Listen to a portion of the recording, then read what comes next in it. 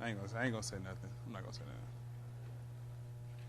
So, how much are you looking forward to going up against another team and getting some work in against those guys that you have now? I mean, it's good. I'm just tired of going against our guards every day. But no, on a serious note, just seeing what we have as a team against a good offense, not only a good team but a good offense. It's very complex. They got a MVP caliber quarterback, a top 5 running back, and James Cook. But at the end of the day, we just out there to compete, and just give it our best and all, especially for joint practice. So at the end of the day, we just seeing what we have as a defense, and it's just a mentality mindset type of practice. Alex, now that we're into training camp here a little bit, and everyone is used to the changes now, or at least more used to them on the defensive side, how do you feel just about your role and stepping into that sort of number 2 role now here? I mean, I'm comfortable, if that makes sense. But at the end of the day, it's just anybody can be a leader. I just feel like we have the tools to be great as a defense. We have a lot of people coming back. We've got a lot of tools on offense. So, I mean, with me, it's just the more comfortable I am, the more, easygoing I could do with certain things, like certain things like speaking up or just, being that leading charge on defense or just being like the fire that ignites us to keep us going and keep the juice on. So, I mean, it's just, I would say it's not has nothing too crazy. It's just being comfortable and just being yourself and knowing that who you are, you make plays. Like if you make your plays, you can say just about anything. You could be a rookie and still be a leader in certain aspects of the game. So it's just like you see something, say something. That's with film study. That's calling stuff out in meetings and stuff like that. We all here to make each other better. So that's just my job. What just about from a sack production standpoint, though, just knowing, with Miles, there's 23 sacks last year or whatever, but how do you feel about in that regard with you? I mean, I feel like he had 23, but we had 53 as a team. So, I mean, was it 50? Either way, it was a lot of sack production. It wasn't just him. He was the spotlight. He was the milestone getter, which, I'm proud of him. But at the same time, it was just, him out there. We was producing. We had a lot of other teammates producing, not only including myself, but Malik, Mason, Isaiah, Carson, Grant. It was a lot of us out there to produce. So at the end of the day, we're just looking to be the best team that we are from this standpoint forward. Do you think you'll be able to go Thursday? I mean, it's up to the coaches. I mean, I'm not going to disclose anything crazy, but we just take it day by day. Why do you think they're looked after Clowney? They looked at Darius Smith. What do you think they're doing now? As far as needing another defensive end. I mean, at the end of the day, we look in the room and whoever we have, that's who we're going to depend on. So if, the front office do their job and whatever, that's not for me to talk about. But at the same time, it's whoever is in that D-line room, we just get ready to work. So either whether it's a rookie, a vet, or, somebody in the middle part, I mean, it just doesn't matter who you are. So just get ready to work. How is the energy different this year with Jared? I mean, is it, he talked yesterday about screaming and trash talking and violence and all that kind of stuff. How is the vibe a little different? The vibe is different off the urgency. I feel like the urgency has been very, very, very quick this past, not only OTAs, but going into training camp. There's a lot of fight on the offensive side. There's a lot of fight on the defensive side. And sometimes, tempers flare, and that's just football.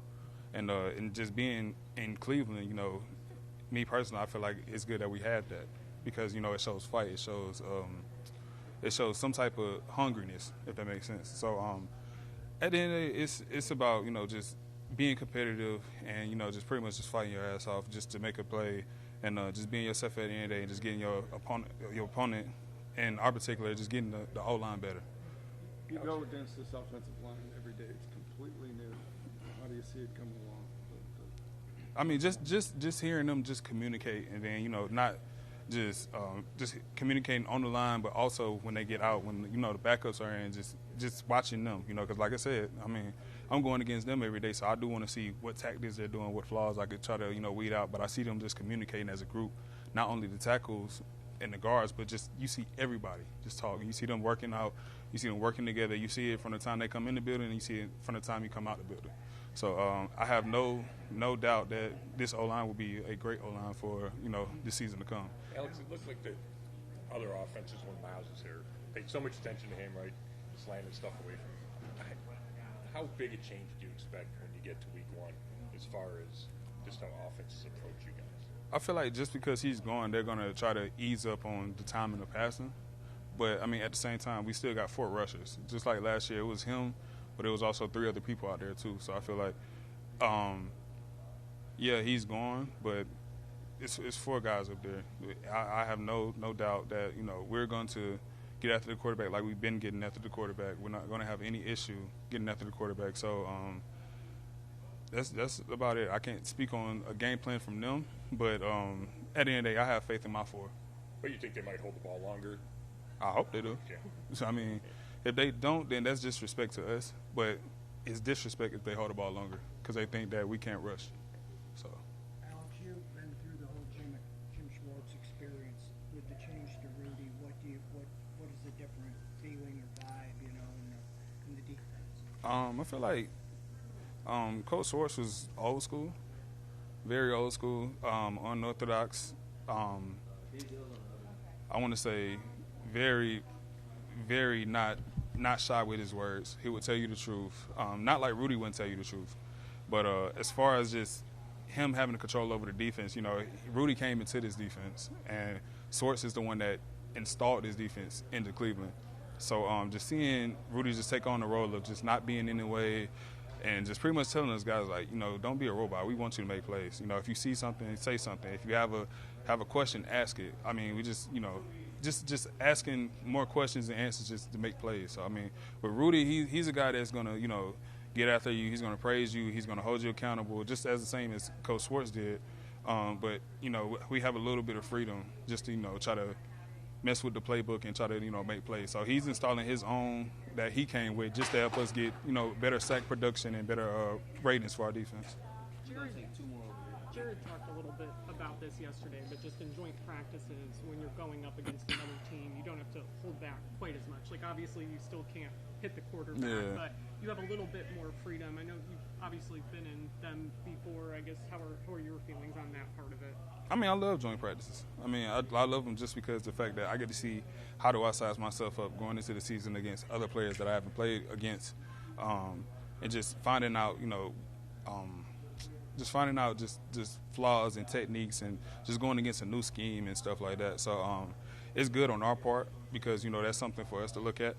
But it's also good on their part too because knowing the type of defense that we have. So it's gonna be a good one. It's gonna be a good practice. Jared gets a lot of attention for his volume and his energy, but you've been exuberant yourself in terms of being fired up and all that. How much of that do you think is you and becoming more of a leader and a role player, and how much of that is you guys feeding off each other? I mean, at the end of the day, we have guys. It's a young room.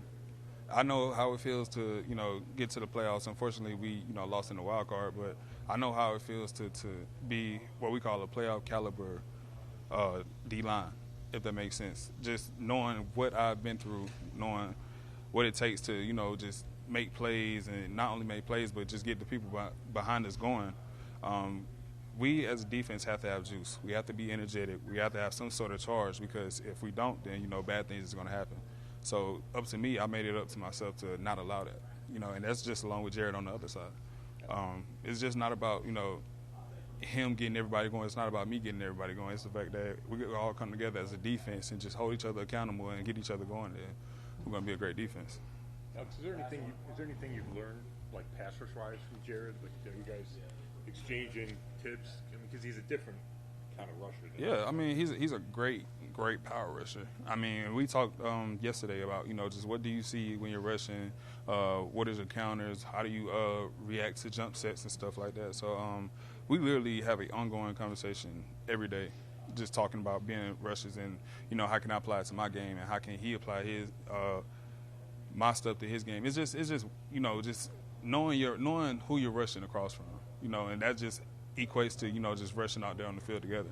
So the better we keep, you know, the quarterback contained and stuff like that and just rushing as a group and rushing as one, then, you know, everything works itself out.